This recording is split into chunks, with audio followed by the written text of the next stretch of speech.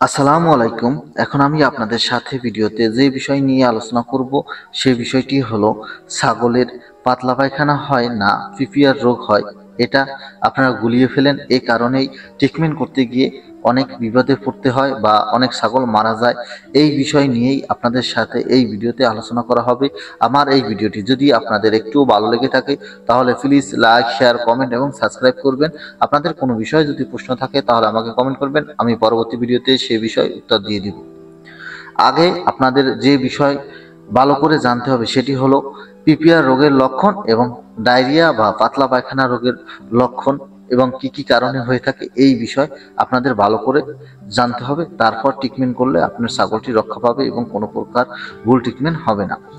সবসময় মনে রাখতে হবে, যদি ছাগলের পিপিআর রোগ হয়ে থাকে তাহলে আপনার যে লক্ষণগুলো প্রকাশ পাবে বা লক্ষণগুলো দেখতে পারবেন সেটি হলো ছাগলের 102 থেকে 106 ফারেনহাইট তাপমাত্রা বেড়ে যাবে বা জ্বর হবে এবং পাতলা পায়খানা হবে। পাতলা পায়খানার সাথে দুর্গন্ধযুক্ত পাতলা পায়খানা হবে এবং ছাগল খাওয়া দাওয়া বন্ধ করে দেবে, মুখ দিয়ে সর্দি জ্বরবে সাদা অথবা হলদে কালারের এবং মুখের মধ্যে বিসি জমে যাবে, বিসি জন্মেবে এবং মুখের চারুকানায় বিসি জন্মে থাকবে এবং গা হয়ে যাবে, ছাগল খেতে পারবে না।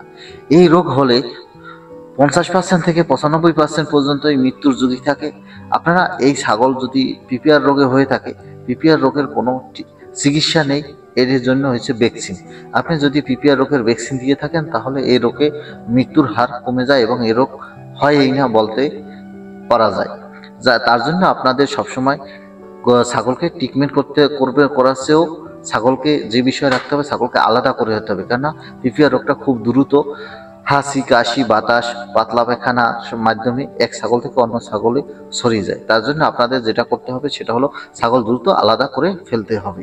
এবং ডায়রিয়া হওয়ার কারণ হলো পচা খাবার, কৃমির কারণে, ইকোলার কারণে এবং ভাইরাসের কারণে ডায়রিয়া হয়। এতে শুধু ডায়রিয়া হবে এবং পানি শূন্যতা হয়ে মারা যায়, কিন্তু এতে কোনো প্রকার জ্বর হবে না।